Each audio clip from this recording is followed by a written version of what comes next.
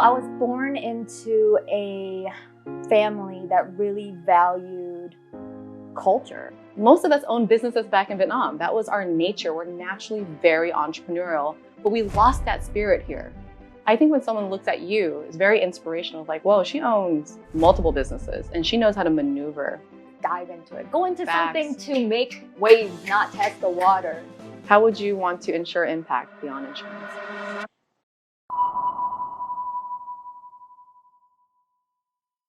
Hi, my name is Denise Doe, CIO of Ensuring Impact, and we're here to be beyond insurance. And I'm so excited to interview our top leaders. And the reason why we want to interview these top leaders is because they're really making a difference in their community. People from different backgrounds. We have veterans, we have immigrants, we have single moms, we have people who lost everything and gained it back. And it was all because of this platform. It was all because of this community, and all because we have a culture to cultivate the right values and the right things. And I can't wait for you to hear from them. Oh, it's not that. That wasn't so loud. Better than that. Okay, so Hi, Amy Lee. Hi, Denise Doe. Well, honestly, thank you for being here. And I know we have this whole setup, but in our style and how we do things, we like to keep it raw and keep it real. And I think that's what people want to see. Do you ever feel like, even in this moment, do you ever feel like we have to be something we're not? Absolutely. Why do you think we get that pressure or we get that?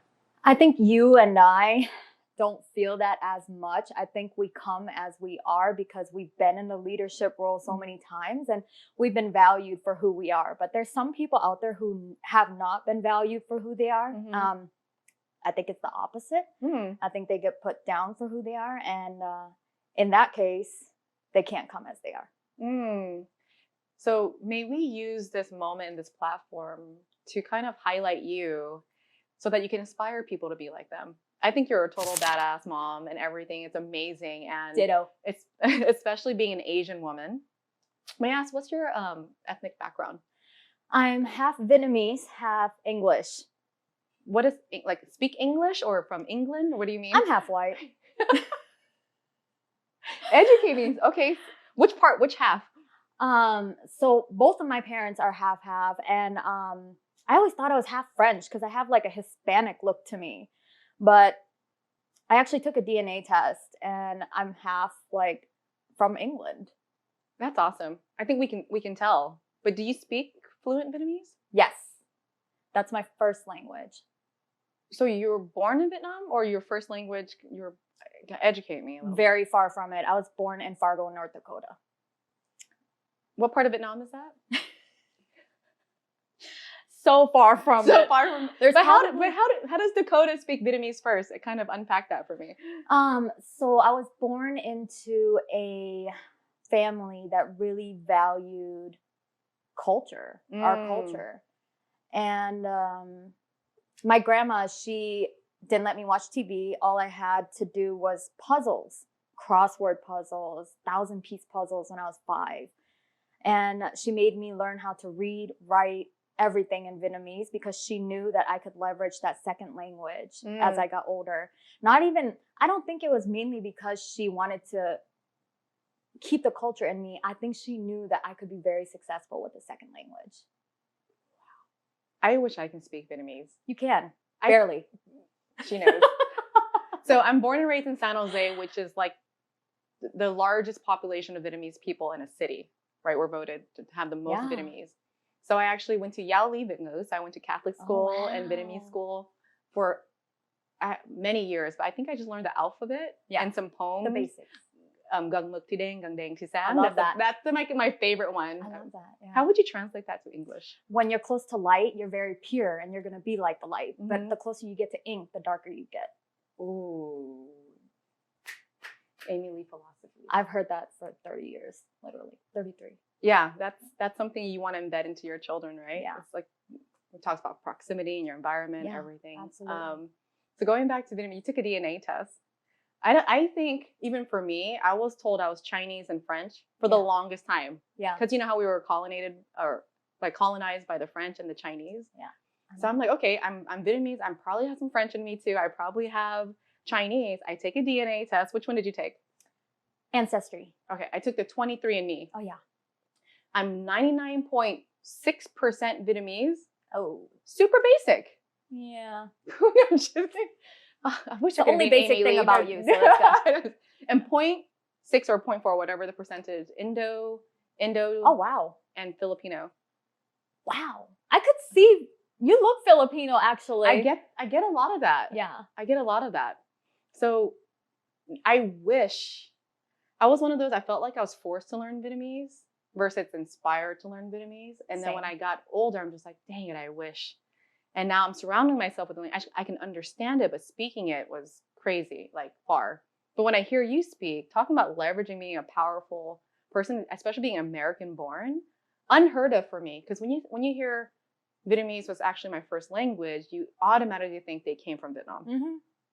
So how is it like being American born in North Dakota, speaking Vietnamese as your first language? And how has that transformed your life today in hindsight? Now I feel like I'm a chameleon. Like I can fit in with the very, very Vietnamese people and the American people. But I think like growing up, I had a little bit of like an identity crisis because I look either Hispanic or white. I don't look Vietnamese at all. So it was kind of hard for me to fit in with the Vietnamese community. And obviously I don't look white enough or American enough to fit in with the American community. So I always like didn't know where I wanted to be, but always fell towards more of the Vietnamese community. I think it's just growing up in the household, and I love Vietnamese music. I only cook Vietnamese food. I mean, so. And wow, she cooked Vietnamese music. Can you sing Vietnamese? Absolutely. Okay, next episode. So I don't think a lot of people know you own a few businesses or did own. Can you kind of take us through the journey on the businesses you've owned or what you're doing now, and how has being not white enough or not Vietnamese enough at times, or being very Vietnamese, gave you an advantage to where you're at today? Cool. So this is where I can thank my grandma, because literally every business that I've had came off of me knowing Vietnamese fluently. So I've owned nail salons in the past, and most of us know if you don't know Vietnamese, it's very hard to own a nail salon. Is it? Okay, yeah. It's all Vietnamese people in there. No, we don't talk shit about you guys. They just they talk shit about each other, right? Sitting right there, not the client, I promise, okay? But not knowing Vietnamese would be very, very hard to get into that industry. And I think being in that industry kept my Vietnamese up too, both the language and the culture. And of course, now I'm in insurance, and a lot of the Vietnamese community does not know about the power of life insurance. Why do you think that? Why do you think our people don't understand the power of it? Generational knowledge that's passed down. So you're in the salon. If you're doing my nails and I'm like, hey, do you have life insurance or you do insurance? What do you think the first thing they would think? That you're trying to sell them. You think Vietnamese people are sharp. They're smart, and they will peep it out. You got to come genuine, come real.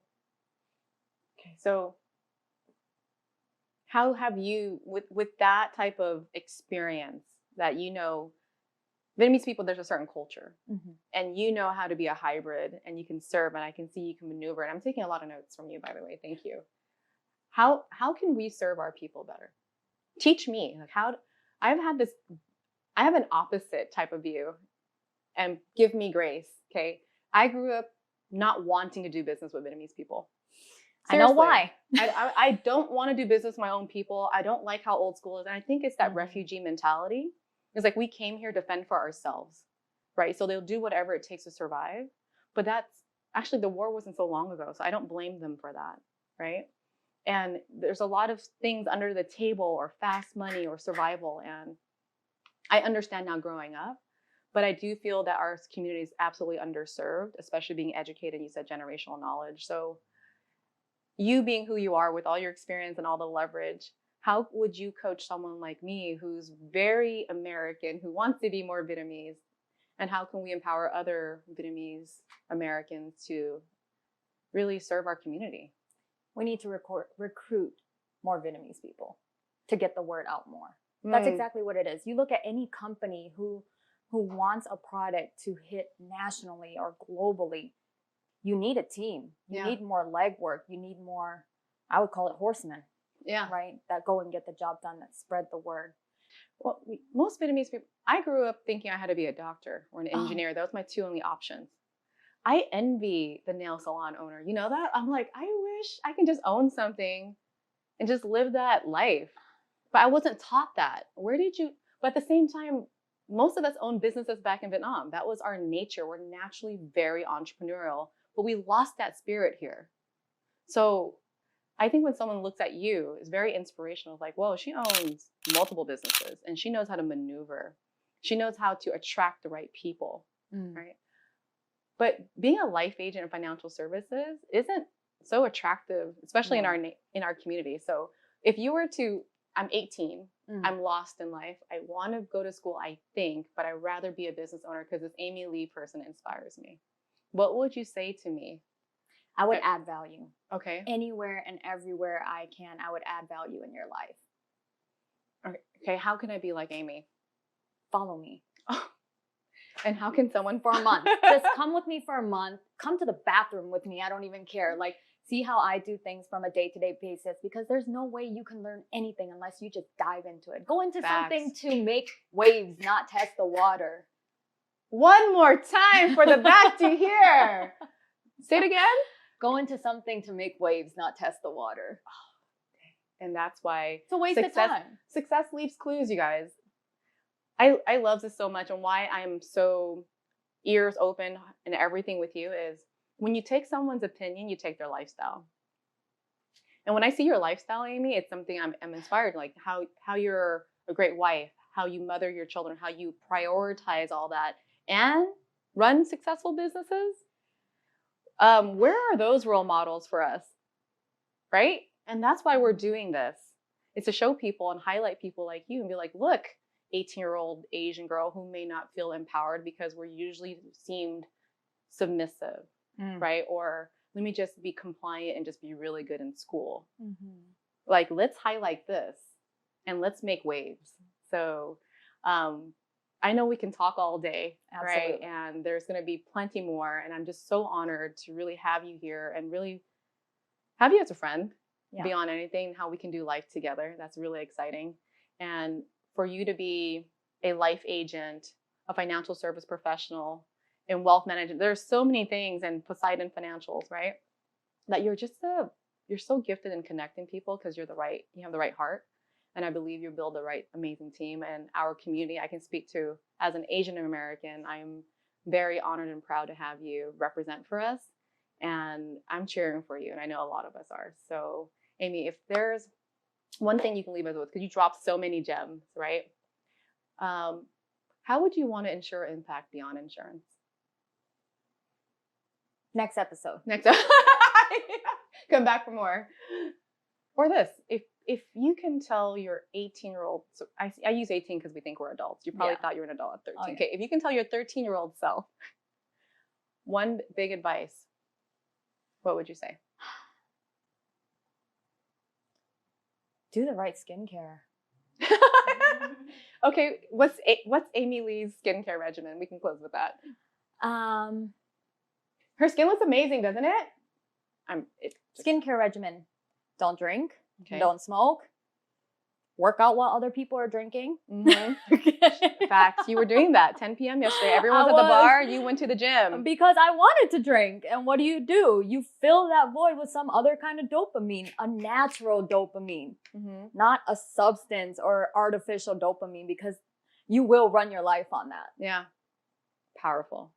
I commend your discipline. Seriously, it's very inspiring. And when I grow up, I want to be like you. Oh, girl.